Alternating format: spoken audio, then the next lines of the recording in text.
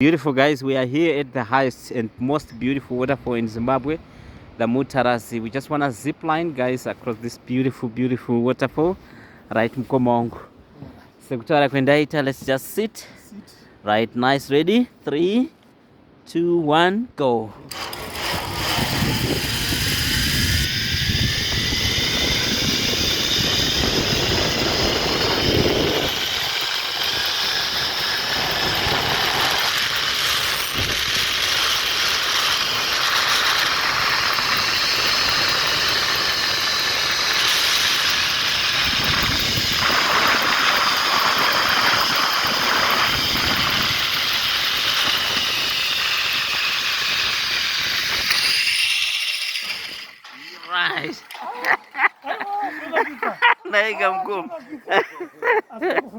Right. Right.